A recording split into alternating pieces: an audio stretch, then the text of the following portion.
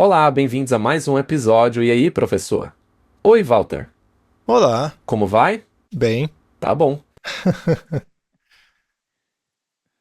Gostou do cenário? Acho que o Henry fez um bom trabalho novamente. Ele está pegando o jeito com essas coisas, não é? A lógica da verdade. Hoje seremos muito filosóficos. Talvez seja a hora para isso. Todos os outros pregadores têm suas oportunidades de serem filosóficos, então por que nós não? É isso aí. Muito bem.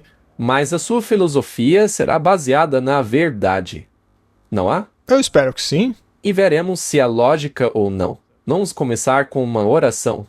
Querido Pai Celestial, obrigado por tudo que fazes por nós. Obrigado por nos dar tua palavra. Pedimos iluminação para compreendê-la e repassá-la. Que tudo seja para a tua honra e glória. Em nome de Jesus, amém.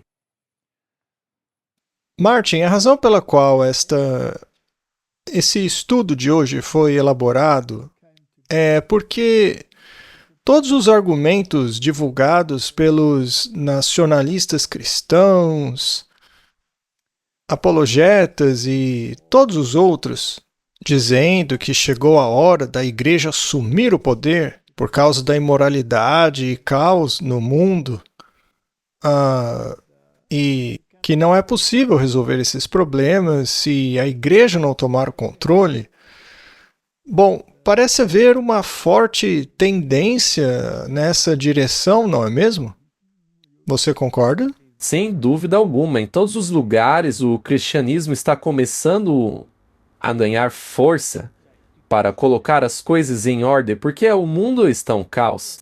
Ateus, crentes com bases em crenças religiosas e todas essas pessoas estão meio que em harmonia. Religiosos e não religiosos acreditam que precisamos ter ordem.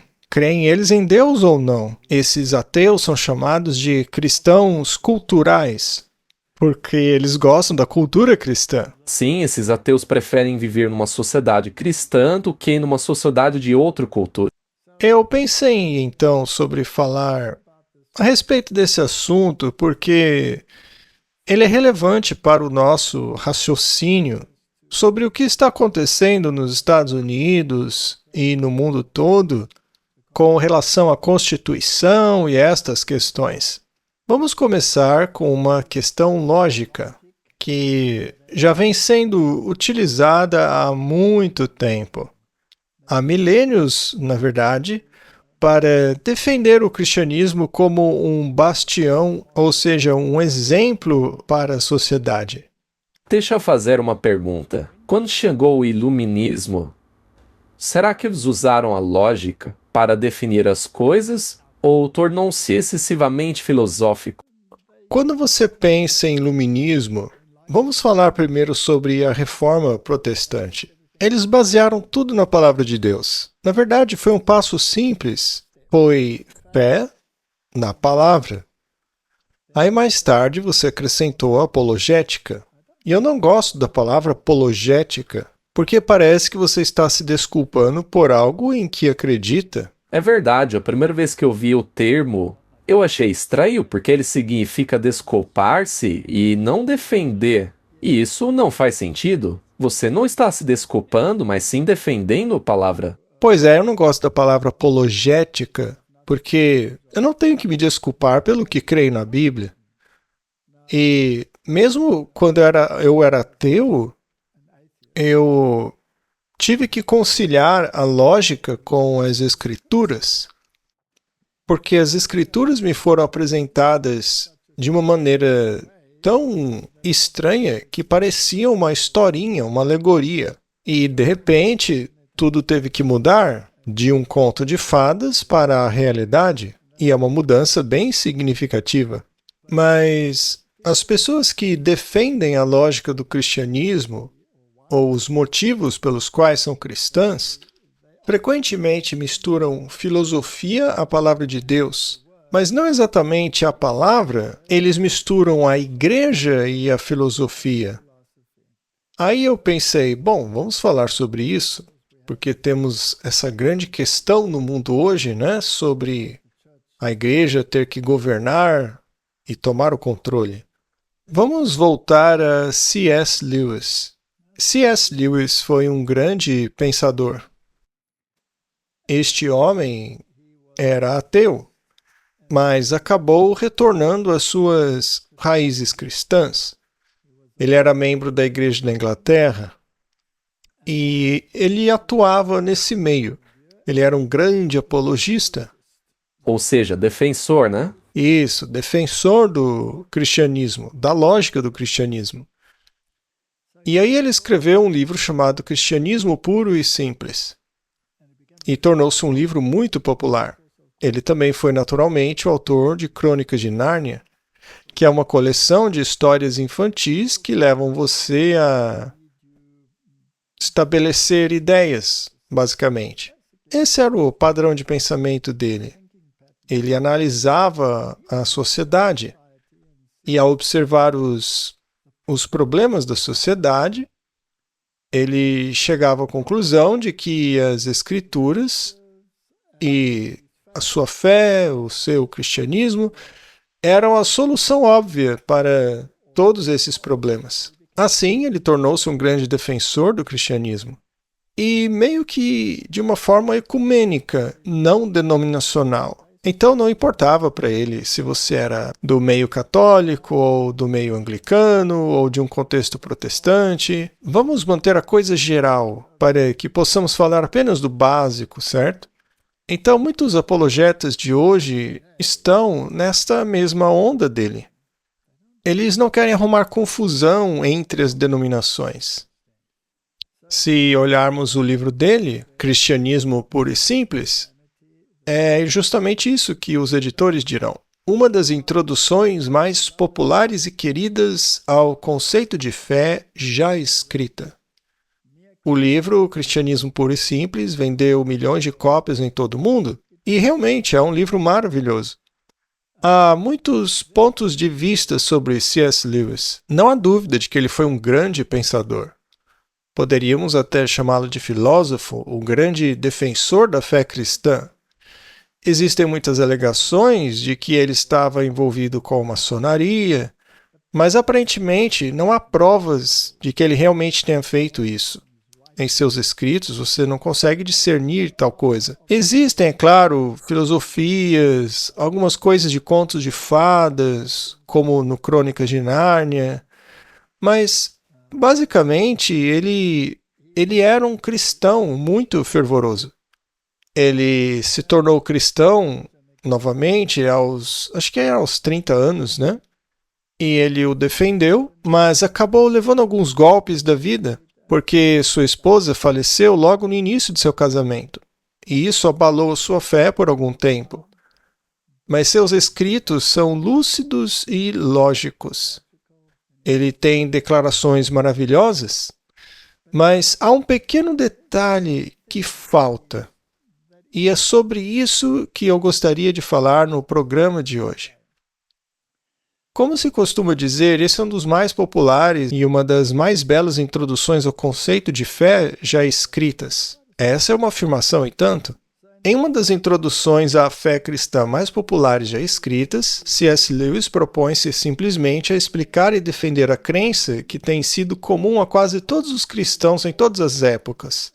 Ao deixar de lado as divisões que separam as muitas denominações cristãs, então veja, ele é interdenominacional.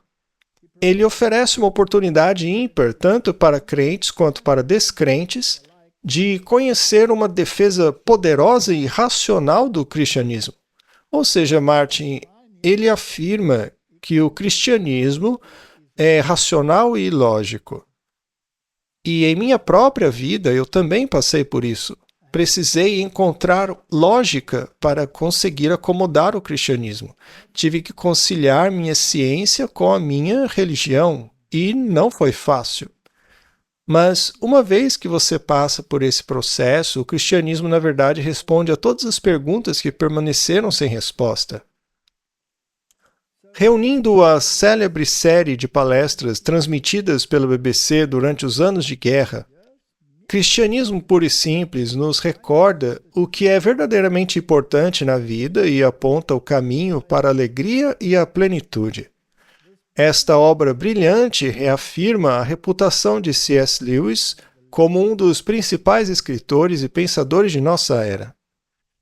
Eu já li esse livro de capa a capa, e devo dizer que muitos de seus pensamentos são excepcionais, são ao ponto, lógicos. Mas falta uma coisa.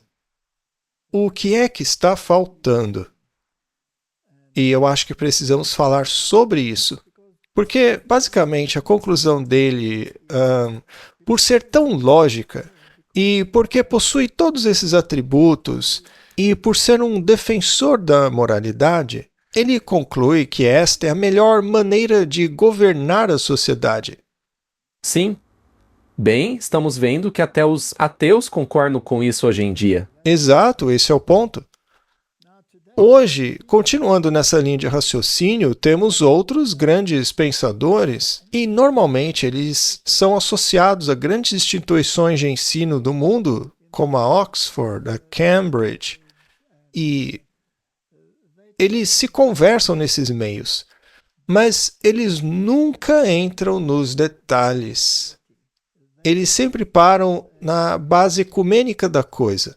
Eles defendem a Deus, defendem a criação, ou apresentam um excelente argumento em favor da criação, mas não há nenhum tipo de denominação religiosa. Para eles não importa a denominação que você é, basta que defenda o cristianismo. E essa abordagem elimina muitos conflitos. Permite que um cristão de qualquer denominação sente na mesma mesa e bata um papo amigável. Até mesmo com um ateu, eles podem concordar ou discordar em alguns pontos, mas é só isso. Não há uma análise realmente profunda da palavra de Deus. É verdade. Eles não pegam a Bíblia e a dissecam. Eles não pegam a Bíblia e a estudam profundamente.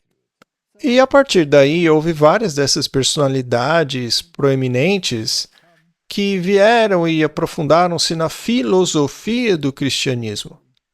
John Lennox, sem dúvida, é um homem interessante, e ele tem argumentos muito bons, e, na verdade, basicamente, no mesmo nível que C.S. Lewis teria dito.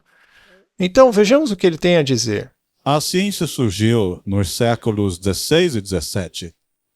Uma ascensão meteórica que os historiadores da ciência analisaram e chegaram à conclusão de que um dos principais motores que impulsionaram o surgimento da ciência foi a fé em Deus.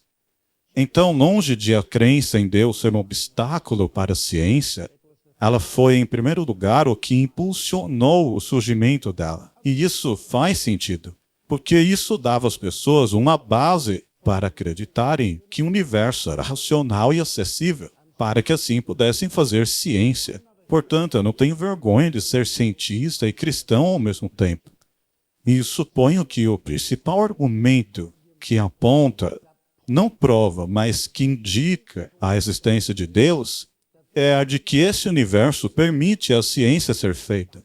Simplesmente o fato das leis da natureza existirem, e o Richard Dawkins diz que não sabe de onde elas vieram, mas o simples fato delas existirem falam sobre a mente que está por trás do universo que as criou. Falam do seu poder e da sua glória. Portanto, fazer ciência, assim como Galileu e Kepler fizeram, é descobrir os segredos do universo na língua em que Deus os escreveu.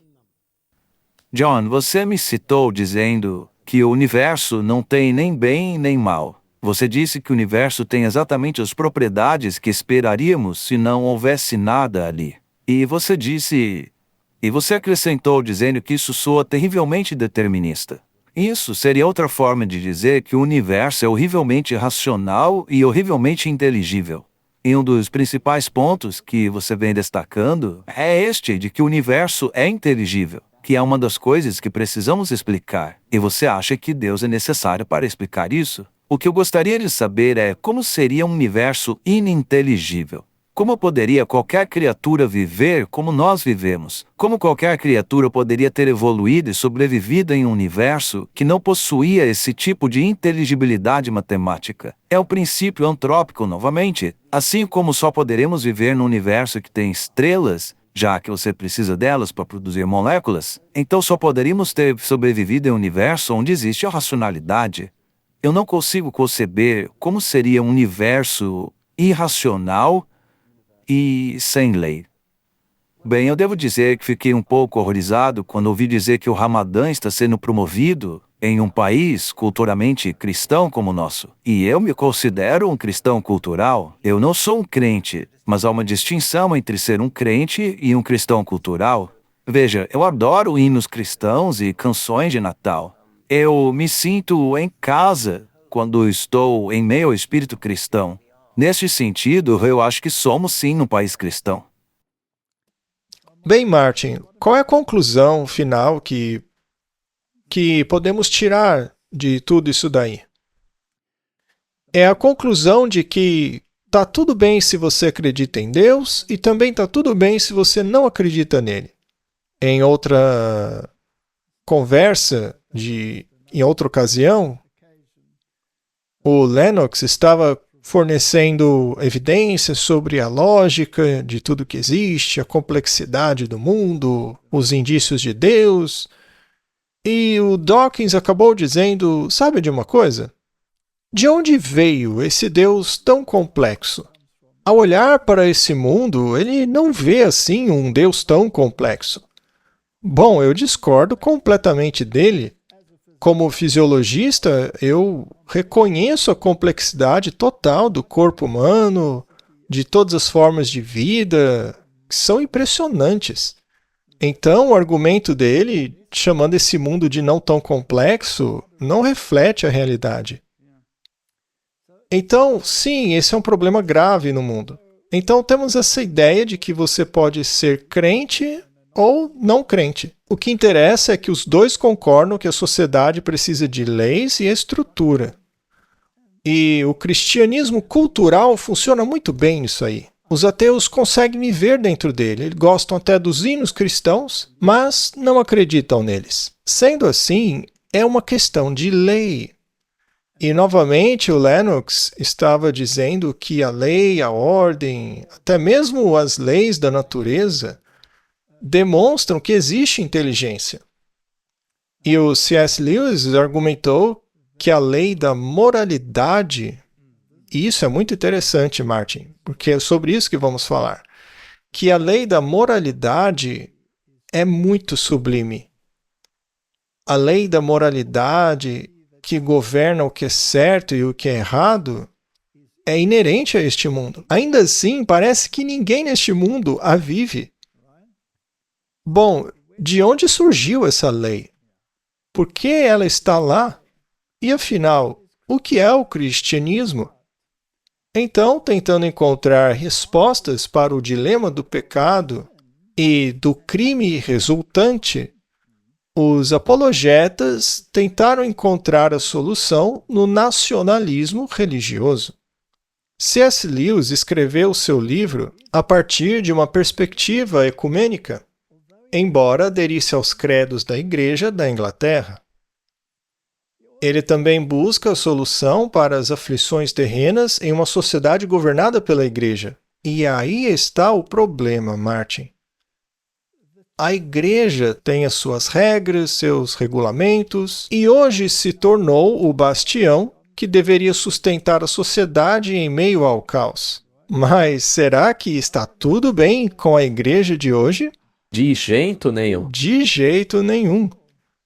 A Igreja tem os seus credos. Eu acho fascinante que o C.S. Lewis, em seu livro Cristianismo Puro e Simples, afirma que a solução para superar suas propensões pecaminosas e nossa tendência para pecar esteja nos sacramentos da Igreja.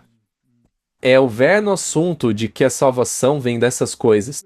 Exatamente. Então é a Igreja que te dá a salvação. Ao participar da hóstia, que ele diz, basicamente ser algo irracional, você seria purificado do mal interior. E essa seria a solução para o problema. Nesse ponto eu discordo completamente dele. Eu não sou o único, hein? Por exemplo, o Spurgeon. E ele era um batista, certo? O próprio Spurgeon disse o seguinte sobre a Igreja da Inglaterra. A Igreja da Inglaterra, diz Spurgeon, parece estar totalmente corroída pelo sacramentalismo. É exatamente isso que acabamos de falar, Martin. Ou seja, a ideia de que você tem que fazer algo para ser salvo. Isso, uma cerimônia, um ritual. Você participou da cerimônia, agora está tudo bem. Mas isso torna o cristianismo numa observância de rituais. Fez o ritualzinho, foi para a igrejinha, participou da festinha, tudo bem, está salvo. Agora volte para a sua vida normal. Ora, o cristianismo é isso? De jeito nenhum. É uma transformação interna do eu. E essa transformação faz com que os frutos do Espírito passem a fruir de você. Bem, o que ele continua a dizer? Mas o não conformismo parece estar quase tão gravemente tomado pela incredulidade filosófica. Ou seja, eles estão começando a filosofar sobre sua religião. As filosofias são muito interessantes e podem ser muito racionais, mas falham em captar a essência da questão. E isso é uma ladeira escorregadia, porque quanto mais você se aprofunda nisso, mais você se afasta da narrativa bíblica verdadeira. Aqueles de quem esperávamos coisas melhores estão se desviando um a um dos fundamentos da fé. Em toda sua extensão, creio eu, o próprio coração da Inglaterra está repleto de uma incredulidade maldita que ainda ousa subir ao púlpito e intitular-se cristã. É bem direto, não é, Martin? Então o Spurgeon pega toda essa filosofia e diz: sabe de uma coisa? Tudo isso é uma farsa. É falso. Pode ser filosófico, pode ter todos os atributos positivos, posso sentar e ter uma conversa muito agradável com meu colega ateu e concordarmos sobre muitas coisas. No entanto, nunca haverá realmente um incentivo para realizar uma grande mudança interna. Sim, uma mudança de coração. Exatamente no coração. Então vamos filosofar um pouco em nosso próprio terreno. Olhando para o mundo como ele é, que é o que C.S. Lewis faz, né? Também é o que o Lennox faz. Todos eles fazem isso. Conclui-se que existe uma guerra em curso entre as forças do bem e as forças do mal. C.S. Lewis deixa isso perfeitamente claro em seu livro.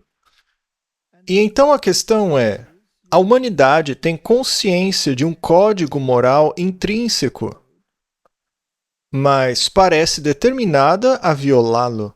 A questão é: quem criou esse código, não é? E por que nos rebelamos contra essa lei? Por quê?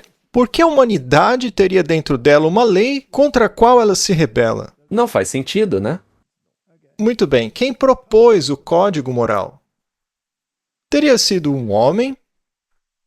Proporia o homem um código que ele estivesse decidido a ignorar sempre que surgisse a oportunidade? Não é lógico, não faz sentido. Os evolucionistas consideram tudo segundo a luta da sobrevivência do mais apto. Proteger o seu território é a coisa certa a fazer. Esmagar todos os outros. Por exemplo, pegue um rebanho de cabras. Um macho não possui todas as fêmeas do rebanho? Ora, e se ele pode fazer isso, por que o homem também não pode? Na verdade, se você considerar a sobrevivência do mais apto, isso por si só é contraditório a um código moral. Afinal, você tem que se livrar de qualquer empecilho e impedimento para ser o mais apto. Pois é. Voltando, por que eu deveria me limitar a ter uma só esposa? Por que não ter todas as esposas que eu conseguir? Bem, Salomão teve essa ideia e conseguiu umas 800 mulheres para ele. Bom, algumas religiões por aí dizem: olha, tenha quantas mulheres você quiser. Na cultura africana, por exemplo, ter muitas esposas é a norma. E no Islã, quantas mulheres são permitidas? No Alcorão, Maomé diz 4. Ou pelo menos ele diz que Allah disse isso, sendo ele uma exceção, é claro, porque ele teve até 12. Então, é uma questão interessante. A questão é, será que o homem proporia um código que ele mesmo estivesse determinado a ignorar sempre que surgisse a oportunidade? Assim, de uma perspectiva religiosa, devemos concluir que, se foi Deus quem propôs esse código moral, então vivemos em um mundo onde as forças do bem e as forças do mal travam uma guerra aberta entre si e, de alguma forma, encontramos-nos presos no meio desse conflito. E isso faz total sentido, não é? Eu creio que sim. Como acabamos de dizer, se você fizer o oposto, se a humanidade viver de acordo com seus próprios desejos, seria um caos absoluto. E aí teríamos o que a esquerda está fazendo nos Estados Unidos? Bem, eu acho que alguns não vão gostar do que eu disse. Enfim.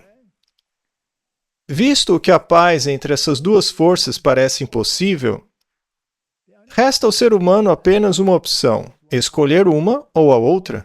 Martinho Lutero já disse isso. Não tentem fazer as pazes entre os dois lados ou serão esmagados. Escolham um dos lados. O próprio Josué disse: escolham hoje a quem servirão. Temos que escolher um lado. Muito bem. Se alguém deseja impor uma moralidade, e é nesse ponto que estamos na história hoje, quem deveria ser o responsável por essa imposição e até onde se pode ir ao fazê-lo? Esse é o X da questão. Poderia algum sistema religioso assumir esse papel e, em caso afirmativo, qual deles? Este é o problema atual do mundo, não é? Sim, em toda parte. O que disse o Dawkins? Eu não quero a moralidade islâmica. Não foi o que ele disse? 100%. Ele disse querer a moralidade cristã, o cristianismo cultural. E o islamita diz, eu não quero a moral cristã, eu quero a lei da Sharia, certo? Portanto, parece haver uma grande variedade de opções quanto à moralidade que deseja se impor. E que tal adotar algumas das culturas de culto aos ancestrais? Aí se poderia ter quantas esposas quiser e seria maravilhoso, não é? E quanto às tribos canibais? Onde está a moralidade deles? Bem, esta é a moralidade deles. Pois é, comer carne humana para eles é normal, é moral. Então, temos um grande problema aí. A verdade é que existe um código moral dentro de cada pessoa chamado consciência que diz o que é certo e errado. E se isso veio de Deus, por que estamos tão empenhados em quebrá-lo? E se estamos determinados a quebrá-lo, então deveria ser maravilhoso forçarmos a sociedade segundo essa lei moral interna. Mas quem deveria impor essa moralidade interna? Se você vive num país cristão, segundo Dawkins, ele mesmo disse ser um ateu, mas aceitar a cultura cristã. Ele gosta até dos hinos cristãos. E o Douglas Wilson disse que, ao ir para um outro país, ele esperaria que o sistema governante daquele país, por exemplo, o Islã, seguisse suas próprias moralidades. Sim, e se for a um país como Israel, ele obedeceria às regras morais do governo de Israel. Ora, mas será que as normas e os padrões mudam quando você viaja de avião? Na verdade, não. Não existem diferentes moralidades sendo todas corretas ao mesmo tempo. Até mesmo dentro do âmbito cristão, não existem diferentes pontos de vista denominacionais? Ora, qual denominação vai impor a moralidade agora? A única solução para isso é se tivesse um tipo de consenso bem amplo entre eles. Seria possível, então, que aqueles que não aderissem a esse amplo consenso, como alguém sempre disse antigamente, 40 milhões de fumantes em Lexington não podem estar errados? Sim, é a maioria que define a moralidade. Sim. Bem, então isso é muito interessante e faz parte do debate. Agora, o Lewis estava defendendo o cristianismo. E eu também defendo o cristianismo, mas até que ponto eu defenderia a legislação da moralidade? Esse é o ponto que estamos discutindo. Já que é inevitável chegar nesse ponto. Exatamente, sempre se chega nesse ponto. Tiago, capítulo 4, versículo 17 diz: aquele, pois, que sabe fazer o bem e não faz, comete pecado. Sendo assim, quem é que define o que é bem? Não é a lei? É ela que nos diz o que é certo, não é? Portanto, a lei é fundamental, e o C.S. Lewis reconheceu que a lei é fundamental. Mas ele não compreende o ponto principal da aplicação da lei, porque ele escorrega na questão da religião baseada em credos e vê nisso a solução. Sim, para ele, a solução vai além do que está na Bíblia. E na lei? E na lei? Curiosamente, quantas denominações cristãs no mundo hoje rejeitaram a lei de Deus, dizendo que ela foi abolida? Não é? Praticamente todo mundo evangélico, exceto aqueles que dizem que devemos colocar os 10 mandamentos nas igrejas e nas escolas, não é? Mas certifique-se de que não seja a versão bíblica, tem que ser a versão católica. Exatamente. Mesmo aqueles que defendem o cumprimento da lei, eles querem manter um tipo de lei que acaba servindo a eles mesmos. Sabe o que é interessante? Se você fizer o catecismo da Igreja Católica, você sabe que eles rejeitaram o segundo mandamento, não é? Sim, o das imagens. Então, eles acabaram com 9 mandamentos, mas para continuarem com 10, dividiram o 10º em 2 partes, certo? Assim, eles têm novamente 10 mandamentos, mas sem um dos originais. Bom, os protestantes que baseiam a sua fé na Bíblia adotam qual versão dos 10 mandamentos? Eles adotam a versão católica. Bem, na catequese dessas denominações cristãs, eles modificaram um pouquinho. Eles inverteram o 10º e o 9º mandamento, que na verdade é um mandamento só, e inverteram a versão católica. Ou seja, o 9º mandamento católico diz: não cobiçarás a mulher de outro homem, e o 10º mandamento católico diz: também não cobice nenhum de seus bens, certo? Aí essas outras denominações simplesmente inverteram isso. Colocam os bens no 9º e a mulher no 10º. Apenas inverteram a ordem do mandamento católico. Mas continua não sendo bíblico. Então, qual é a lógica de defender a Bíblia como a verdade, como está aí na tela, só que no fim das contas aceitar outra versão dos 10 mandamentos? Não há lógica alguma nisso. Pois é. Vamos analisar essa questão. O fato de existir um padrão, uma norma para o bem, implica a existência de um bem supremo que nenhum de nós parece alcançar. Saber o que é bom e ser incapaz de concretizá-lo significa que possuímos uma natureza caída. Você concorda com isso? Claro. Muito bem. A própria existência de um padrão indica que alguém o estabeleceu. Alguém escreveu essa norma, especialmente considerando que ninguém o cumpra, certo? Muito bem. E se esse alguém espera que isso seja observado, inclusive sob pena de morte, porque o salário do pecado é a morte, é o que está escrito em Tiago, não é? Então tal padrão deve ser real e, teoricamente, alcançável, a menos que alguma força o impeça. Muito bem, então temos a norma do que é bom. Ninguém consegue chegar lá, mas ainda assim é necessário, do contrário você morre. O que está então impedindo as pessoas de alcançar esse objetivo? Alguma coisa. A Bíblia chama isso de natureza pecaminosa. Isso sugere uma batalha entre as forças do bem e do mal. Se reconhecemos que a lei é boa, mas falhamos em cumpri-la, isso implica a necessidade de um auxílio externo, caso desejemos alcançá-la. Porque temos uma norma do que é certo aqui. Eu não alcanço essa norma. Mas se ela é exigida de mim, então será que terei alguém para me ajudar a alcançá-la? Essa é a questão. Eu preciso de ajuda para isso. Agora, será que há alguém empenhado em me ajudar? Esse é o grande ponto. E uma vez que esta ajuda tem um fundamento moral, ela deve vir de um ser moral, engajado o suficiente para desejar me dar esta ajuda. Veja que tudo isso é filosófico. Em nenhum ponto o nome de Jesus é mencionado. É pura lógica.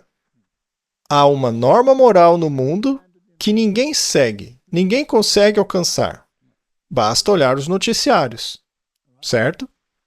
Essa norma moral precisa ser mantida para que se viva em sociedade. É por isso que existe a polícia e tudo mais, certo? Para certificar-se de que as pessoas cumpram a norma moral.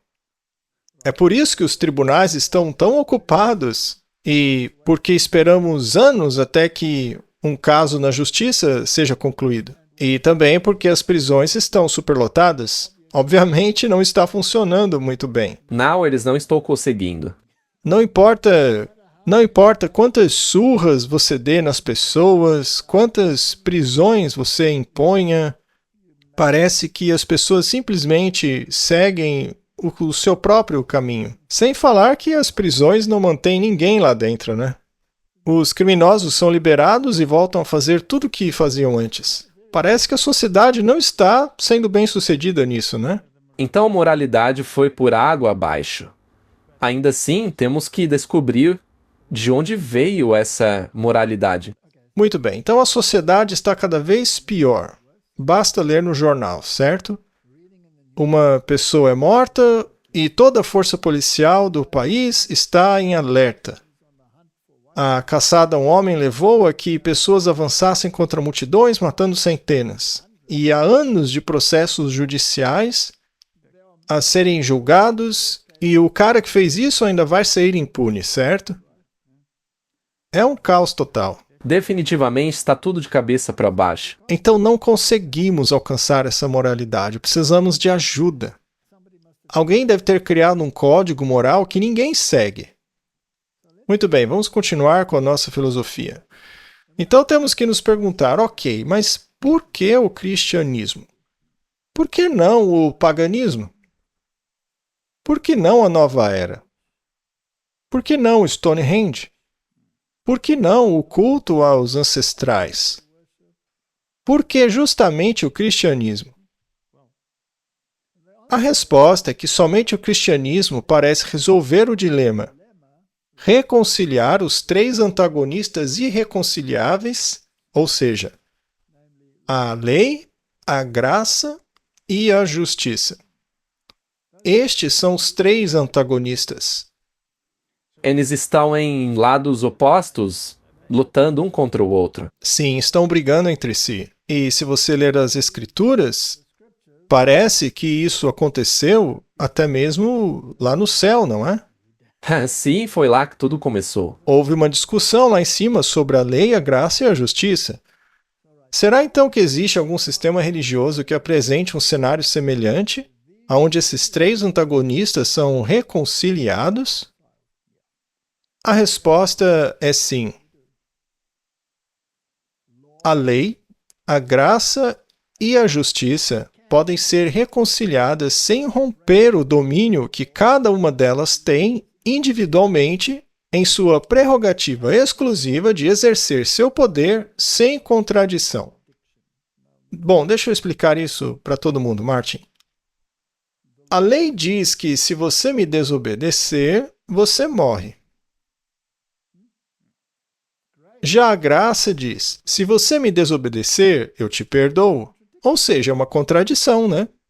Porque a lei diz, eu quero justiça. Já a graça diz, não, eu quero perdão. Parece que estão brigando entre si. Então esse dilema encontra solução em apenas um sistema religioso existente, que é justamente o cristianismo. Não existe nenhum outro sistema religioso em todo o mundo que resolva esse dilema aí. O Islã não faz isso. O paganismo não faz isso. O culto aos ancestrais não faz isso. Portanto, deve ser o sistema no qual encontramos a resposta definitiva para a questão de qual é a verdade. Mas as Escrituras nos dizem o que é a verdade. A palavra de Deus é a verdade. Será que Dawkins luta contra a palavra de Deus? Sim. A lei e os mandamentos são a verdade. Será que essa igreja se opõe a ela? Tá. O que está acontecendo aqui, Martin? Parece que está tudo errado. Parece que há algo impedindo isso, né? Pois é. A palavra é a verdade. E não nos esqueçamos dessa. Está ali na tela para todo mundo ver. Mas, Martin, essas verdades não valem nada se não tivermos esta verdade final aqui, ó. A maior verdade de todas deve ser encontrada no indivíduo que reconcilia estes três grandes antagonistas, ou seja, a lei, a justiça e a graça, sem violar o domínio da graça, da lei e da justiça. Então, essas três coisas precisam se reconciliar. E este é aquele que afirma ser o caminho, a verdade e a vida. Somente Jesus Cristo reconcilia essas três coisas. Sim, é aí que entra a reconciliação. E somente aí. O Islã não concilia a lei, a graça e a justiça. O shintoísmo não resolve também. O hinduísmo, muito menos. Só o cristianismo concilia as três coisas. E o único indivíduo que consigo encontrar em toda a Bíblia que faz isso é o próprio Jesus. Ok? Muito bem, vamos falar sobre arrogância. As declarações e afirmações mais arrogantes encontradas na Bíblia são afirmações de Cristo. Será que o que eu disse é muito duro, Martin? Bom, seria se não fosse verdade. Ah, tá. Bem, esse é justamente o caso. Bom, essas afirmações só podem ser verdadeiras e não arrogantes se Jesus for de fato Deus. Esse não é um motivo de discórdia no mundo religioso? Com certeza. É enorme, não é? É um grande problema no mundo religioso. O Islã não aceita isso. De jeito nenhum. Mesmo várias denominações cristãs não aceitam que Jesus é Deus. E algumas denominações parecem concordar que Jesus seja Deus, mas apenas sob a condição de que nós também sejamos. E isso está no Catecismo da Igreja Católica.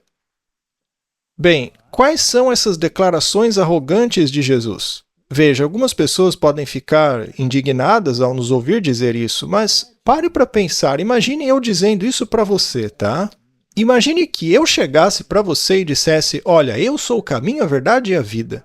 Ninguém vai a Deus senão por mim, tá? Você não ia concordar que eu dissesse isso para você. E vice-versa também. Se eu dissesse a você, olha, eu perdoo todos os seus pecados, tá? Ora, isso me faz parecer um ser sobrenatural, não é? Ou se eu te dissesse, olha, Martin, todo o planeta, inclusive você, deve se ajoelhar perante mim, tá? Vai se acostumando com isso. Ajoelhe-se. O que você diria? Eu não ia concordar mesmo. Ia te chamar de arrogante. Iria, não é? Bom, e se eu dissesse a você, Martin, todo o juízo foi me entregue. Eu sou o único juiz do universo e de tudo o que acontece aqui. Sem dúvida, se viesse de você, isso seria arrogante. E se eu dissesse, Martin, eu vou te ressuscitar no último dia, tá bom? Bem, isso faria de você Deus. Só Deus poderia fazer isso. E se eu dissesse a você, Martin, que sem mim você não pode fazer nada? O que você diria, Martin? Olha, Walter, a porta tá logo ali. Vai embora, vai. E se eu dissesse, Martin, além de mim não há mais ninguém? Aham. Eu nem sei o que eu diria a você, Walter. Mas você entende o que eu quero dizer? Sim. É um grande problema, não é? A verdade é que a pessoa que disse essas frases Ou é o maior mentiroso que já existiu em todo o planeta, ou o próprio Deus, certo? Martin, como é possível aceitar essas declarações sem fazer concessões? Eu acho que é por causa disso, por causa do contraste. Ele lavou os pés dos discípulos, ele curou o leproso, ele carregou a cruz, ele ressuscitou os mortos, ele suportou a contradição dos pecadores, ele carregou suas dores. tal indivíduo só pode ser Deus. Com certeza. Porque ele declara quem ele é e depois faz tudo para te ajudar. Muito bem. Então, na Bíblia, até Jó disse: eu aguardo pelo dia de um homem. Eu aguardo por um intercessor, porque ele não consegue chegar lá. Ele precisa de ajuda. Alguém criou um código moral que eu não consigo seguir. Portanto, eu concluo que alguma coisa aconteceu que me fez perder a capacidade de seguir esse código moral. Mas será que Jesus está engajado para me ajudar nisso? Em me dar misericórdia, sem ao mesmo tempo infringir as exigências da lei? E se ele mesmo tomar sobre si as consequências da lei? Porque a lei não pode ser abolida. Jesus não veio para abolir a lei. Ele veio para arcar com as consequências dela. Ele veio para pagar o preço em meu lugar, para assim te dar a absolvição caso você aceite as condições. Seria esta uma possibilidade? Esta é a única possibilidade. Isto é defender o cristianismo. Eu acredito que esta seja a única solução plausível, porque é lógica. Ela oferece uma solução para um dilema incrível. E a resposta está justamente aí. Mas como implementar isso? Bom, vamos analisar a lei e o evangelho. Um evangelho sem lei não é evangelho algum. Porque o evangelho é a boa notícia da salvação do pecado. Ora, pecado é transgressão da lei. Se você elimina a lei, não há mais necessidade de um evangelho. Não é? Isso é lógico. Portanto, um evangelho sem lei não é evangelho. Não seria necessário um evangelho. As boas novas não seriam nem mesmo necessárias. Você não teria que aceitar nada. Pois é. Bem, todos esses pensadores que ficam presos aos padrões de suas denominações, ao invés de ficarem presos no que diz a Bíblia, todos eles reconhecem a importância da lei. Mas eles não se aprofundam no verdadeiro problema, no porquê não conseguimos manter a lei e no porquê somos perdoados apesar disso. Martin, você é uma pessoa convertida? Sim. Eu acredito que sim. Eu não faço as coisas que costumava fazer. Você se tornou um bom garoto, não é? E todos os seus padrões de pensamento agora são totalmente puros, da manhã até a noite, certo? Não. Com certeza não. Infelizmente. Quem não está fazendo o trabalho direito, então? Eu não estou. Certo. Você está em constante progresso? Isso sim, com certeza. Veja, eu sou bem mais velho que você. E ainda assim, não consegui me livrar da natureza pecaminosa. Somente depois que esse corpo vil for transformado num corpo glorificado, aí ficarei totalmente livre da natureza pecaminosa, dessa coisa que atrai para o pecado. Então, precisamos de ajuda hoje? Sem dúvida alguma. Muito bem. Vamos continuar com a nossa pequena discussão aqui. Se o pecado é a transgressão da lei e a salvação custa a vida do Filho de Deus para que a justiça seja satisfeita, então nem a lei e nem a penalidade podiam ser contornadas. Portanto, obviamente, a lei permanece em vigor, imóvel. Ela te condena à morte. Só que eu não posso ter a graça, ou seja, ser perdoado, sem violar a lei. Agora, se Jesus pagou este preço da lei, não significa que a lei permanece válida, mas ainda assim a justiça foi satisfeita? Eles se erguem como pilares inabaláveis a partir dos quais nem um tio nem um jota podem ser removidos. Por que então as igrejas acabaram com a lei de Deus? Por puro egoísmo. Para que possam fazer o que bem quiserem, não é? Deve ser. Elas não querem que a lei de Deus continue em vigor. Mas Jesus não confirmou que a lei permanece válida? Só que as igrejas hoje contradizem Jesus. Pelo menos a maioria delas. E algumas outras disseram que mudaram de opinião. Só que adotaram uma lei diferente da Bíblia. Ou seja, elas colocaram o homem no lugar de Deus. Portanto, a penalidade da lei permanece válida. Só que ela foi cumprida, a justiça foi feita, ela foi satisfeita pela morte de Jesus. Jesus pagou a pena, ele cumpriu a lei. Por isso devemos tudo a ele. O salário do pecado é a morte, mas ele pagou por mim. No Evangelho, a saída foi encontrada, o dilema foi resolvido, mas a que preço? Se lermos Salmo 89, versículo 14, diz que a justiça e o juízo são a habitação do teu trono. Veja aqui, justiça e juízo. Já conversamos sobre isso. É a lei e o juízo. Eles são a morada do teu trono. Eles são imutáveis. E a misericórdia e a verdade vão diante de ti. Ops, temos um problema aí. São coisas opostas. E o espírito de profecia diz que a justiça tem uma irmã gêmea que está sempre ao seu lado, que é a misericórdia e o amor. Que declaração linda, não é mesmo? Somente o cristianismo une as duas coisas. Nenhuma outra religião faz isso. Então eu sou um defensor cristão. O verdadeiro cristianismo, né? Porque infelizmente alguns só conseguem se fixar em um ponto ou em outro. Não conseguem unir os dois. Se você nega um deles, aí fica com o cristianismo pela metade. Isso não é cristianismo. Você nem se pode chamar de cristão. O Spurgeon disse isso. Vocês se tornaram tão voltados para rituais e ainda têm coragem de pisar num púlpito e se chamarem de cristãos? Quem não une essas duas coisas não se pode se autodenominar um cristão. Quem quer ser um cristão precisa unir os dois. A lei e a misericórdia.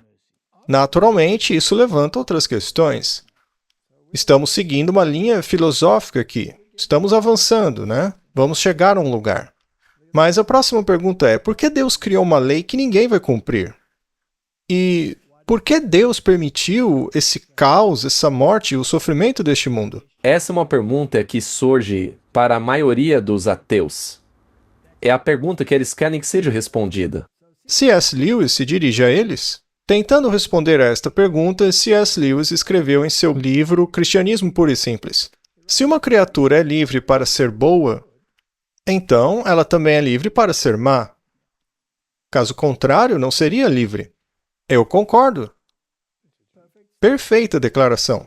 Cada um escolhe o caminho que quer seguir, e a liberdade de escolha é totalmente essencial. E então ele escreveu esta citação que eu gosto bastante. Uma vaca não pode ser muito boa nem muito má. Um cachorro pode ser tanto melhor ou pior. Uma criança, melhor ou ainda pior. Um homem comum, ainda mais. Um gênio, ainda mais. E um espírito sobre-humano, o melhor ou o pior de todos. Você concorda? Creio que sim. Eu concordo com ele. Então, Martin, se tivéssemos que pensar sobre isso, por que existe tanta miséria nesse mundo? Eu concluiria que a infelicidade é o resultado da tentativa de encontrar algo além de Deus para torná-lo feliz. Eu concordo. Isso é a definição de miséria. A história demonstrou a falácia desta suposição, e a sociedade percebe isso. Como a sociedade americana no momento em que somos uma nação sob a proteção de Deus. Precisamos trazer Deus de volta. Mas eles confundem Deus com igreja. Sim, é isso mesmo. Muito bem, vamos ao que interessa. Queremos chegar à questão principal. É correto que um sistema religioso legisle sobre a moralidade? Essa é a nossa pergunta. Você concorda que a Bíblia é totalmente explícita ao afirmar que o amor é o princípio da lei? Sim. Então temos a lei nas duas tábuas de pedra. A primeira enfatiza o amor a Deus. E a segunda enfatiza o amor pela humanidade, pelo seu semelhante. E veja, Martin, você não vai acreditar na dificuldade que eu tive para encontrar na internet os 10 mandamentos que tivesse a lei na sequência correta nas duas tábuas. Sim, eu acredito. Os 4 primeiros na primeira tábua e os 6 na segunda. Todo mundo mistura tudo nas duas tábuas. E só isso já é importante. Sim, porque já explica por que a sociedade está enfrentando tantas dificuldades. Eu finalmente encontrei uma imagem. Essa daí que eu achei. É claro que está tudo parafraseado, não tem todos os mandamentos completos ali, mas não existe nada na internet que mostre como é de verdade. Então eu tenho que me contentar com esta imagem aí. Muito bem, vamos falar sobre os princípios da lei. Jesus disse: amarás o Senhor teu Deus com todo o seu coração, toda a tua alma e com toda a tua mente. Este é o primeiro e grande mandamento. Martin, é aqui que tudo começa. É a primeira tábua? Exatamente. O segundo mandamento é semelhante a este: amarás o teu próximo como a ti mesmo. Nestes dois mandamentos se resumem toda a lei e os profetas. Agora, deixa eu fazer uma pergunta. Ao dizer esses dois mandamentos, será que Jesus queria dizer que a partir dele só existem esses dois? Não, ele disse que nestes dois mandamentos se resumem todos os mandamentos da lei. Então, os 10 mandamentos ainda ficaram hoje. Se eu tivesse que fazer um resumo da primeira tábua e um resumo da segunda, eu colocaria dessa forma. Se você ama Deus, você não terá outro Deus além dele. Não praticará idolatria, não usará o nome dele em vão e passará um tempo especial com ele, em um dia que ele escolheu para isso. Ele, não a gente. Exato. E se eu amo a humanidade que ele criou, isso começa na família. Eu terei respeito pelos meus pais, eu não quererei matar ninguém, eu não quero mentir, roubar, assaltar e cobiçar. Porque essas coisas fazem todo mundo infeliz. Então eu não faria essas coisas se eu amo o meu próximo. Neste caso, você não está centrado em si mesmo. Ou seja, sem egoísmo. Essa lei aí não tem traço nenhum para o egoísmo. Sim, é uma lei altruísta. E, aliás, é a única lei que engloba coisas como não cobiçarás. Como você acha que os juízes da terra legislariam contra a cobiça, Martin? É impossível. Só se pode legislar sobre a transgressão da cobiça, ou seja, o roubo em si. Muito bem. O amor é o princípio da lei, certo, Martin? Certo? Portanto, os dois grandes mandamentos não podem ser revertidos. Ah, mas isso é provavelmente o mais importante. É o primeiro, disse ele, o maior, o grande. E o outro é semelhante a este. É interessante, né? Portanto, colocar o amor ao próximo acima do amor a Deus, em outras palavras, é servir ao próximo, não a Deus. Colocar a comunidade ou o chamado bem comum acima de servir a Deus é pura idolatria. E você precisa de outro legislador se quiser fazer isso. Ou seja, se quiser servir a sociedade acima de servir a Deus. Não se coloca o homem acima de Deus. Quando a lei da comunidade, da sociedade, se sobrepõe à lei de Deus, a sociedade se corrompe e sua destruição torna-se inevitável.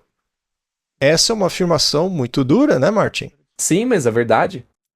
Quando a justiça serve à nação em vez de servir a Deus, o resultado é a tirania. Porque todos aqueles que querem servir a Deus, em primeiro lugar, irão acabar entrando em conflito com o sistema. É uma coisa perigosa. É como se a filantropia estivesse acima do evangelismo. Muito boa observação, Martin. A tirania eventualmente leva à rebelião aberta, porque para o homem a opressão é pior do que a morte. Surge então a questão: por que Lúcifer se rebelou? Quando ele se rebelou, ele não acusou Deus de ser um tirano? Sim. Porque Deus estabeleceu a sua lei. Lúcifer disse que isso é opressão porque ninguém consegue obedecer à lei dele. Mas a lei de Deus é amor, certo? Vamos analisar isso um pouco mais a fundo antes de prosseguirmos. Eu diria, Martin, que a rebelião de Lúcifer não se baseava na questão da opressão, porque não havia opressão no céu.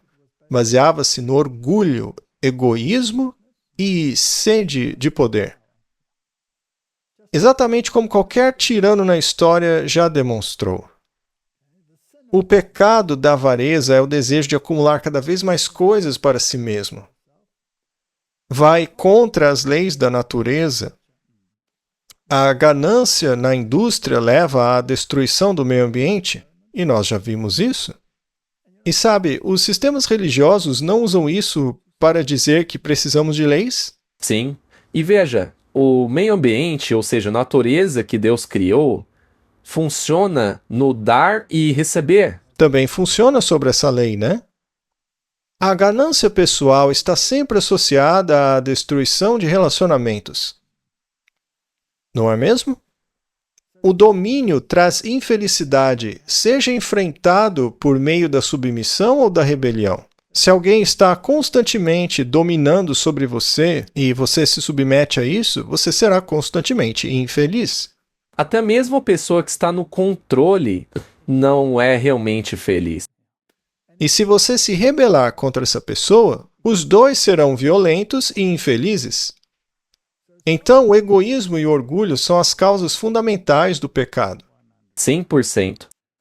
O narcisismo não é um transtorno mental. É a própria imagem de Satanás e parte da natureza caída. Quem é assim tem a natureza de Satanás sobre si. O narcisismo é uma escolha. Sim, O narcisista não tem um dano cerebral. não se pode justificar isso psicologicamente. É preciso precaver-se contra ele com o mesmo zelo com que se evita os pecados da luxúria e da lascívia. O governo de Deus é a antítese dos governos dos homens. É o oposto. Se você ama o mundo, não pode amar a Deus. O amor pelo mundo é ódio a Deus. A Bíblia é clara sobre isso. Pedir por um rei terreno é rejeitar a Deus. E a Bíblia é clara sobre isso. As consequências disso são inevitáveis. Para cada rei piedoso, há 1000 ímpios que trazem consigo as consequências inevitáveis. Tenha cuidado, muito cuidado, com o espírito de que você participa e com quem você permite que seja soberano sobre a sua consciência. Concorda? Sim. Exercer domínio autoritário sobre os outros não é força, mas fraqueza. Na verdade, você está defendendo sua fraqueza ao se impor sobre alguém. A impressão externa pode ser de que você é forte, mas por dentro você é fraco. Martin, esta é uma batalha travada constantemente em nosso ambiente. Começou lá com Lúcifer e ainda não terminou. Vemos isso diariamente em todos os lugares. A sabedoria mundana e até mesmo o cristianismo baseado em credos não conseguem compreender a sabedoria de Deus, nem é possível que entrem em harmonia com ele. Essa afirmação também é dura, mas ela faz parte da minha filosofia aqui. Muito bem, vamos falar sobre inveja. A inveja está intimamente ligada à cobiça. É um fluxo de saída, né? E ela não tolera a felicidade alheia. A inveja não consegue tolerar a felicidade dos outros. Seria preferível destruir a felicidade de ambas as partes a ver uma delas prosperar. Imagine 2 mulheres apaixonadas por um homem, ou mesmo um homem apaixonado por 2 mulheres. Imagine a inveja e a discórdia que acompanham essa situação. É por isso que a Bíblia diz que um presbítero deve ser marido de uma só mulher. Essa é a norma que Deus estabeleceu. Quando Deus instituiu o casamento de Adão e Eva, foi entre um homem e uma mulher, ou homem e uma mulher. E se você observar as Escrituras, aqueles que não seguiram este modelo tiveram muitos problemas. É verdade. Com certeza tiveram muitos problemas. Veja todas as nações que surgiram desse problema, né? Estão sempre em conflito. C.S. Lewis diz o seguinte: se a avareza é o pecado daqueles que têm contra aqueles que não têm, então a inveja é o pecado daqueles que não têm contra aqueles que têm. Eu concordo. Vamos analisar isso um pouco mais a fundo. O orgulho se disfarça de Deus. Você acha que essa afirmação é justa? Isso é idolatria? O perfeccionismo na religião, e agora estamos entrando num ponto bastante controverso, também é orgulho. O orgulho é a base do pecado. Portanto, o perfeccionismo é, na verdade, um pecado. Veja, o problema é que se você acredita que você é perfeito, E que você é salvo por causa da sua perfeição, mesmo que você não diga isso com a sua boca, mas Deus sabe que você tem orgulho e egoísmo no coração. se lembre do publicano e do fariseu? Exatamente. Qual deles foi justificado? Aquele que estava cheio de orgulho ou o que se humilhou? E o fariseu estava orando a Deus. Sim, o exterior dele era maravilhoso. Ele dava o dízimo, era um reformador da saúde, fazia tudo. Quando o orgulho se mistura com o egoísmo, torna-se um senhor cruel e estabelece seu próprio reino, ao qual todos são forçados a se submeter. Sabe, eu só queria dizer que as pessoas devem ter muito cuidado ao dizer eu não sou egoísta.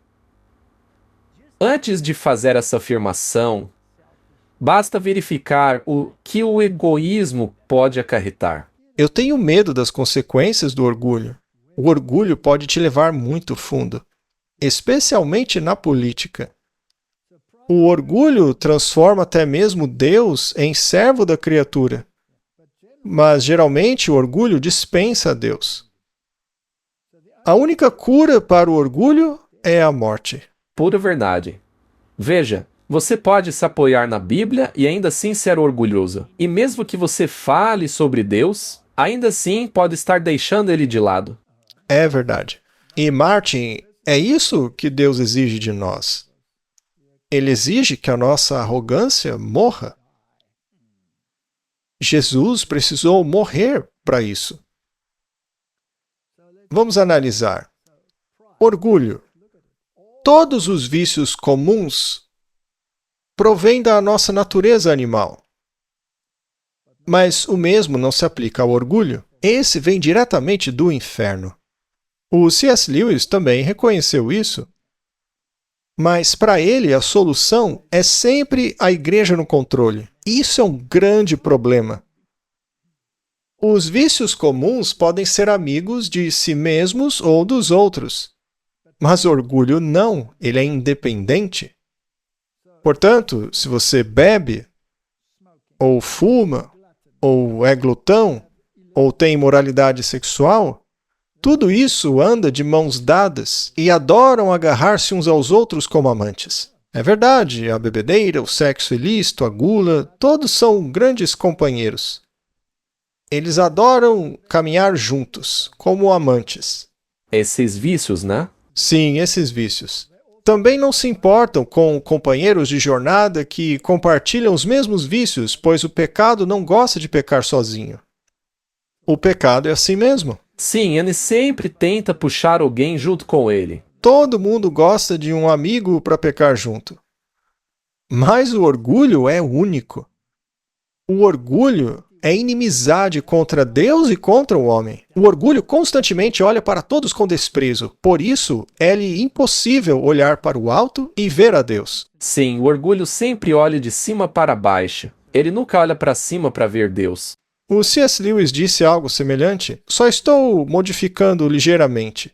E você diria que todos esses vícios, a bebida, o fumo, a gula, a transgressão do sétimo mandamento, a pedofilia, todo esse lixo no mundo é transgressão da lei de Deus? Claro.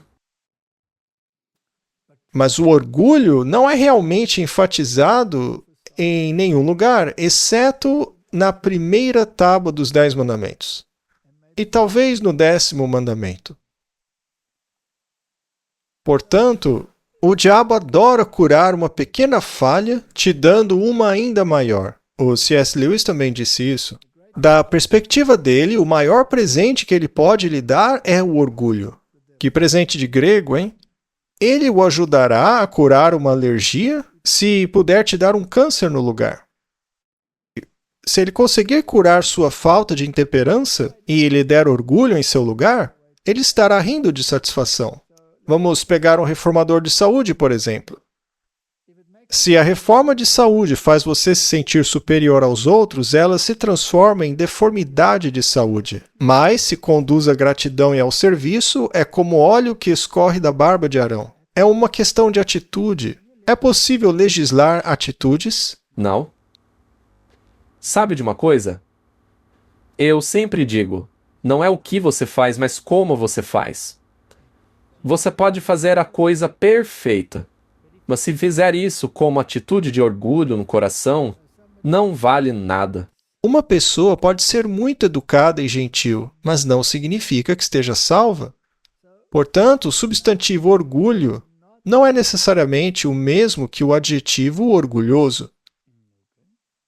Se o adjetivo orgulhoso se refere à admiração por alguém fora de si, como ter orgulho de sua esposa, filhos, sua religião, sua família, sua igreja, neste caso é um atributo positivo. Eu entendo.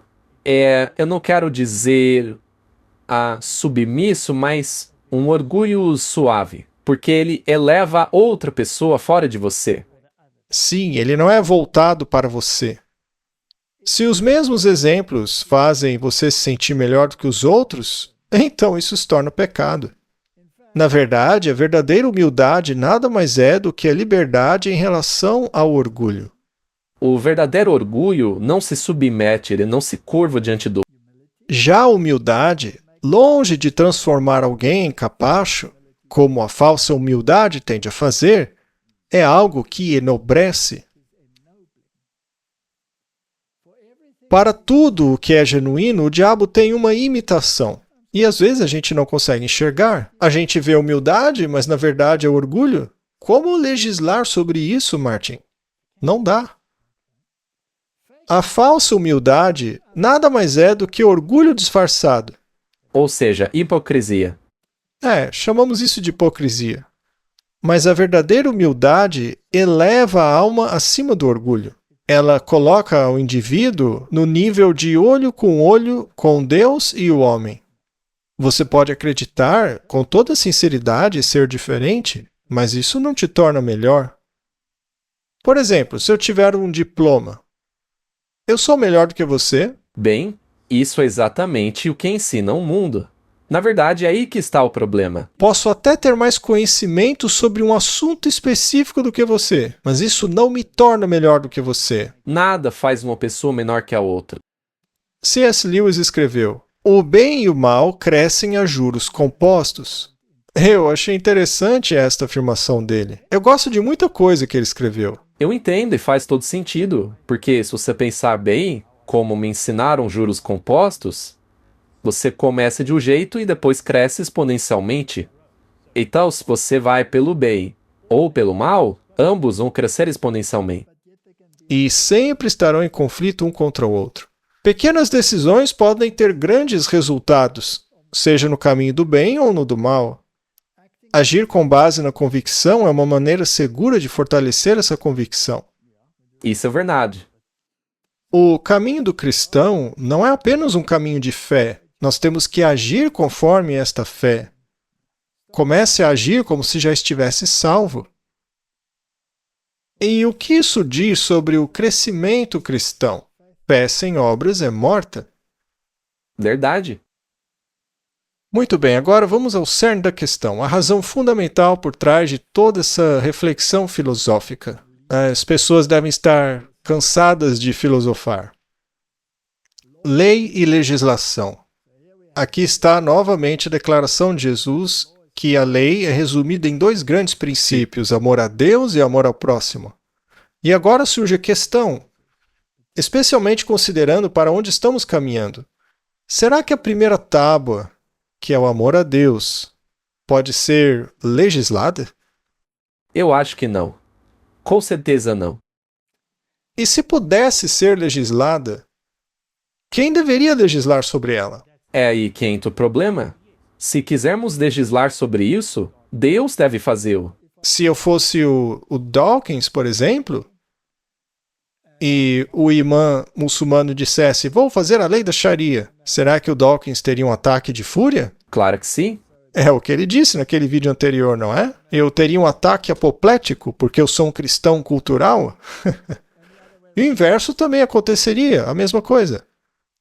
Então, eis a pergunta, Martin. O cristianismo baseado em crenças pode ser transformado em lei? Com certeza não. Porque um credo é a sua compreensão particular daquilo que você acredita, mas não necessariamente o que a Bíblia diz. Como guardar o domingo, por exemplo. A Bíblia não diz isso, mas é o credo de muitos. Eu estava pensando, se você legislar a primeira tábua dos 10 mandamentos, na verdade isso já foi feito. Já foi? Sim, já foi. Está na Bíblia. Deus decretou isso. Ah, O problema, é que o homem quer legislar. a questão é essa? Mas já fizeram isso na Idade Média. Isso mesmo, já legislaram isso na Idade Média. E qual foi a consequência? Morte? Perseguição? Sangue por toda parte. Os pais fundadores dos Estados Unidos disseram que não queriam que o sangue derramado na Europa também fosse derramado na América. E, para tal, o Congresso não fará nenhuma lei estabelecendo religiões. É isso mesmo. E vale dizer que esse problema não foi apenas unilateral. Quando os protestantes começaram a estabelecer credos, o sangue correu dos dois lados. Pois é. Então, todos concordamos que existe um padrão moral. Vamos resumir tudo, né? Existe um padrão moral e a humanidade não é boa em segui-lo. Então tem que haver uma solução. Alguém estabeleceu esse padrão moral que ninguém consegue seguir, né?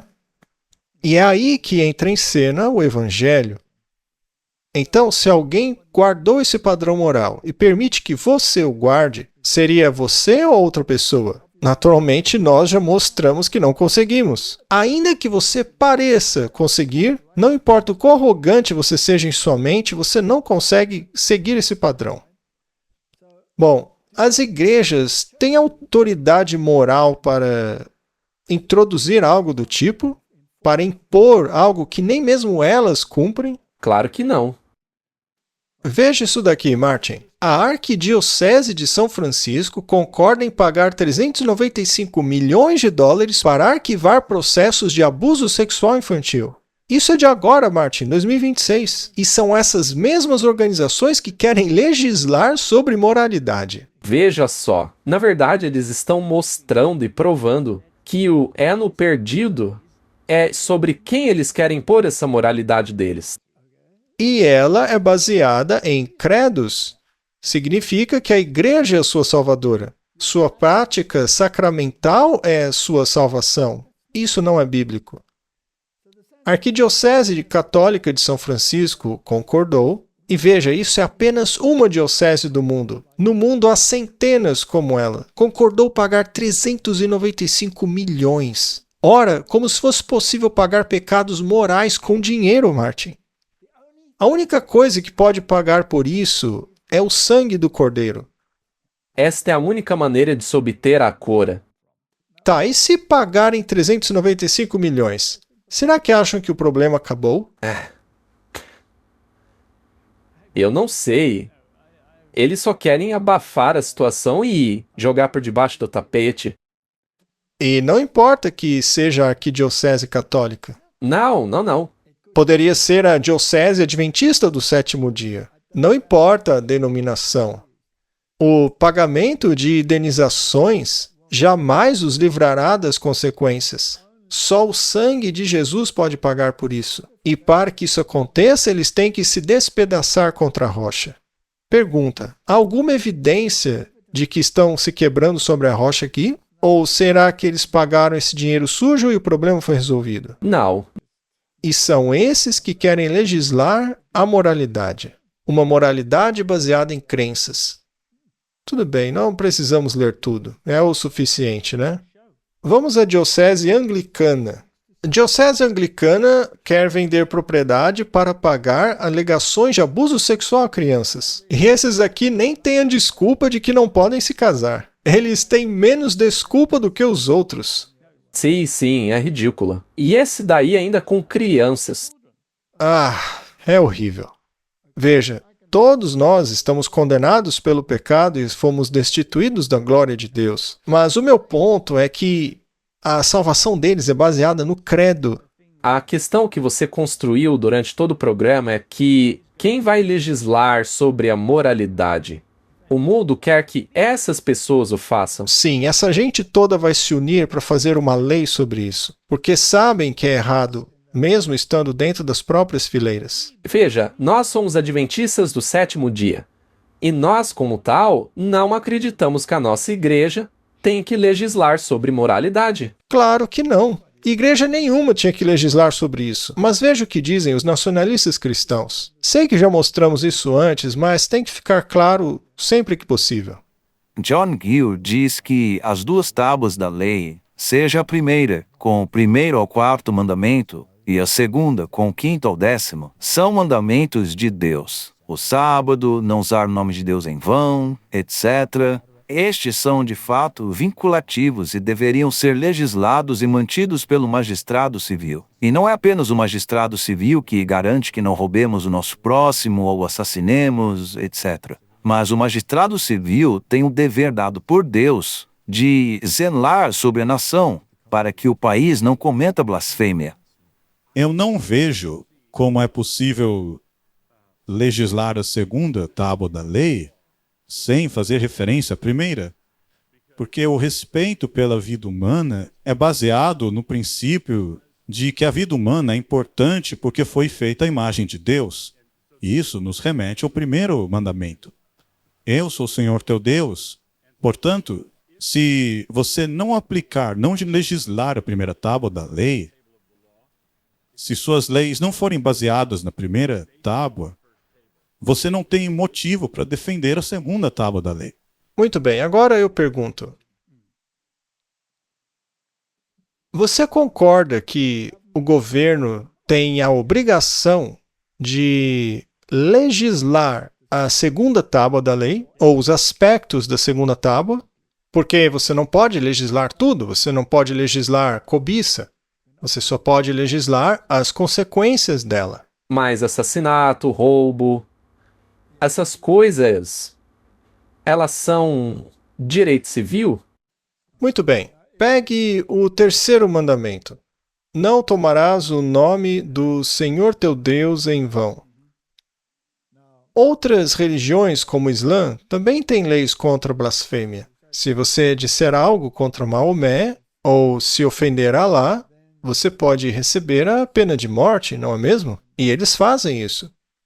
Agora, se quiserem aprovar leis contra a blasfêmia, e foi isso que ele disse, neste caso, se você disser ser um cristão, mas você não faz o que a Bíblia diz, você faz o que o credo da sua igreja diz. Nesse caso, você está usando o nome de Deus em vão. E aqueles que usam o nome do Senhor em vão é que estão legislando sobre o mandamento que estão infringindo. Exatamente. E como já ouvimos antes, dessas mesmas pessoas, a nossa denominação cristã não é aceito por eles como uma denominação cristã. Apesar de nos apegarmos à salvação em Cristo e à observância da sua lei. Ora, por que não somos cristãos então, se cumprimos a lei? E então quem fará uma lei contra nós? Eles irão. Vamos dar uma olhada em mais um pouco. Seja uma bênção, porque eu estou dizendo, há uma unção de libertação em ação neste momento. Quero receber $100.000. Eu quero $100.000. Existem 10 pessoas aqui que podem me dar $10.000. Há 100 pessoas que poderiam doar $1.000. Me dê um cheque e faça o pagamento em nome do Ministério de Paula White. Se você não tem $1.000, me dê $100. Traga à luz uma semente sacrificial. Escute, isso é sobre crianças que morrerão se você não for obediente. Não retenha sua bênção. Vamos? Eu estou dizendo. Dê uma semente de sacrifício. Eu não vou mais me mexer. Não vou levantar a mão sobre ninguém. Se você é obediente, vamos lá. Levante da cadeira. Venha. Traga sua bênção. Que o fogo de Deus recaia sobre as crianças. Levantem as mãos, jovens. Fogo!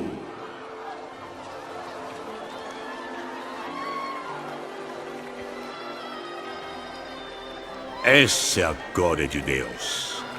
Levantem as mãos, povo de Deus.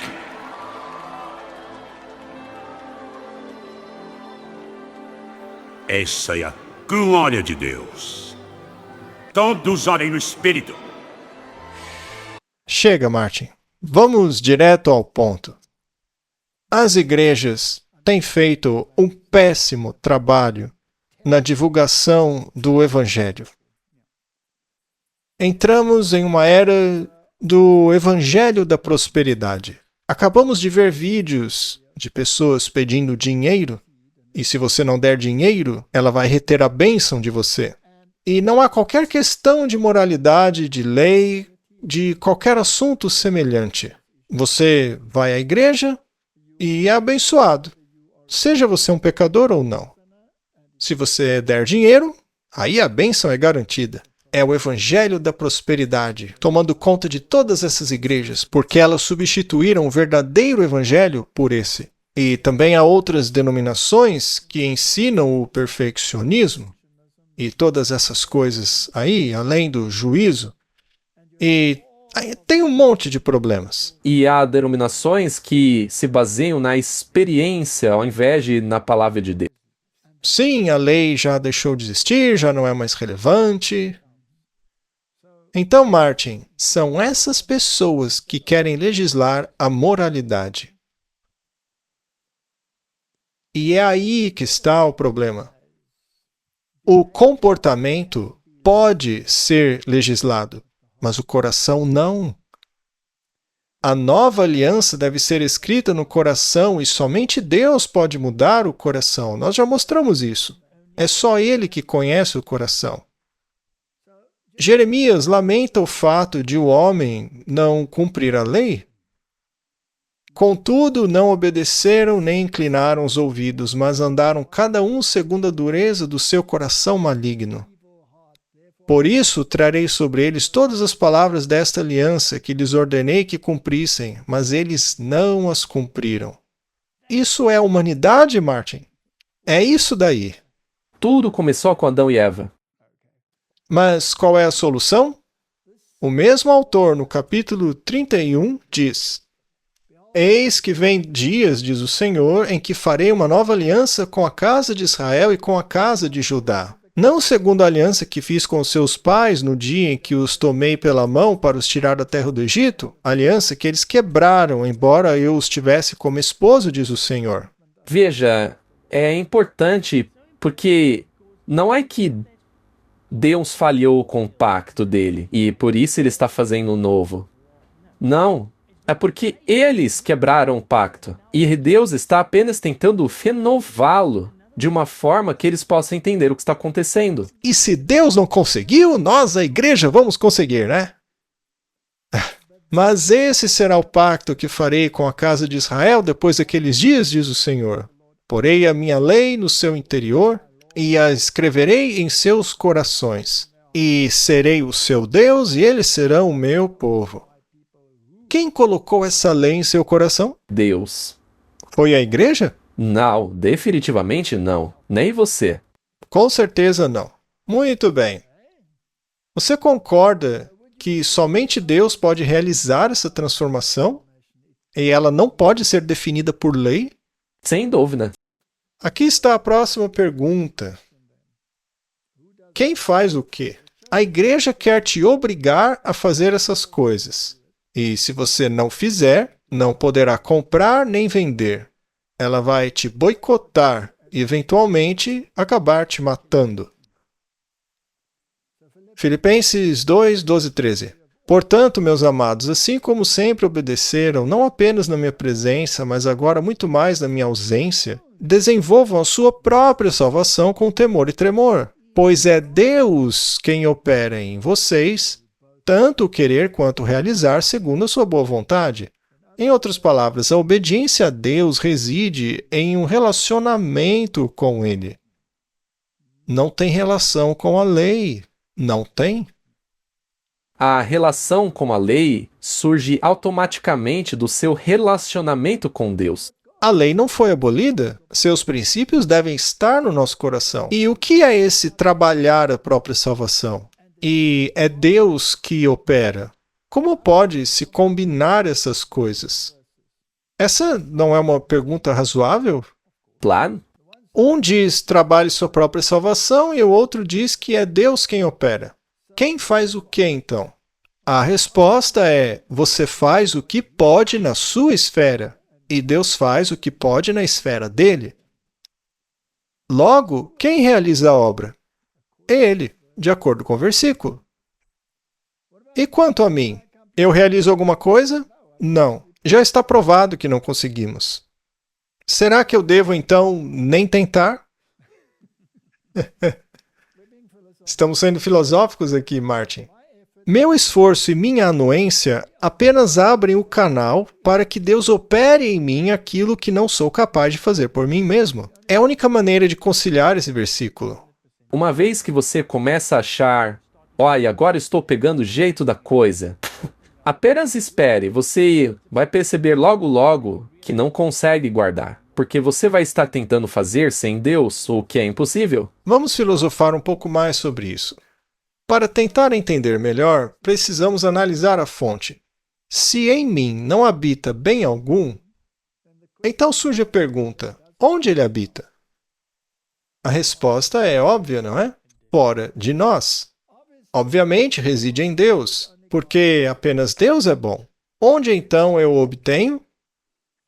Obviamente da fonte, porque nós não temos isso. Portanto, se eu estou caído e inclinado ao mal, como corrijo isso?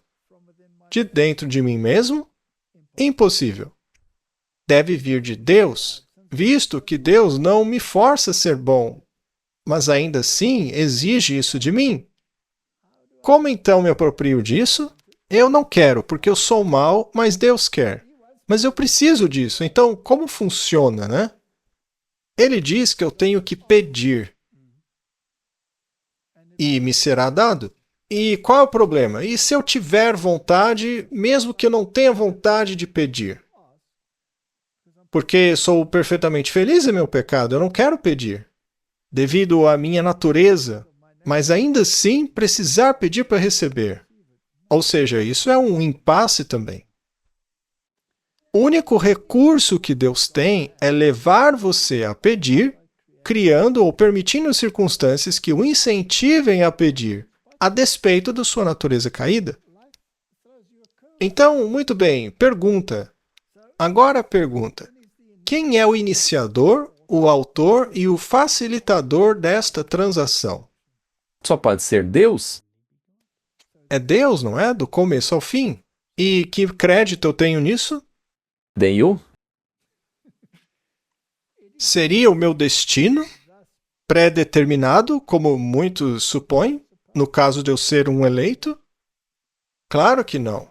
Eu ainda preciso escolher entre permitir e aceitar o convite oferecido. É isso, você não pode fazer nada por si. Romanos 7,18. Porque eu sei que em mim, ou seja, na minha carne, não habita bem algum. Pois a vontade está presente em mim, mas como realizar o bem, eu não sei. Algumas pessoas dizem, Paulo ainda não tinha conseguido. Ah, se... Filipenses 2,13 dá a resposta. Pois é Deus quem opera em vocês tanto querer quanto realizar a sua boa vontade. Tudo vem dele. E eu digo que Paulo percebeu que ele nunca o alcançaria. Muito bem. Vamos voltar ao começo. Existe uma lei. Não fui eu que a criei, porque minha natureza é contrária a ela. Por que eu criaria uma lei que eu não quero cumprir? Foi Deus quem a estabeleceu, e eu não sou capaz de mantê-la. Então, ele se propõe a me ajudar. Ele capacita. É ele que nos habilita a isso. Ele cria circunstâncias que me levam a dizer, eu preciso de ajuda, eu estou em apuros. E aí ele diz, que bom que você pediu. Eu tenho a solução para você? Bem, eu não gosto da solução, mas tudo bem, eu a aceito. Então, tudo que você é tem que morrer. E a santificação são as boas obras que Deus realiza dentro de mim, porque eu não posso fazê-lo. E se você se torna orgulhoso porque agora está fazendo coisas boas, é um falso orgulho, porque o bem não está vindo de você, mas de Deus. Se você tiver o orgulho correto e ter o seu reconhecimento a Cristo, aí você se orgulha de reconhecer que é Deus quem está te capacitando. E aí tudo bem. Beleza. Muito bem, vamos ler novamente. Pois é Deus quem opera em vós, tanto querer quanto realizar segundo a sua boa vontade. Veja que não é a igreja ou qualquer elemento humano que faz isso daí. É só Deus. Cristo não veio para torturar o seu eu natural. Ele veio para matá-lo, se você permitir. Ele não vai te forçar.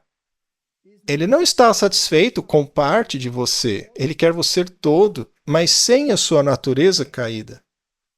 O seu eu caído deve morrer e você deve ser cúmplice nessa execução. É uma transação em tanto, né? Se não estiver disposto, isso não acontece. Nada gosta de morrer.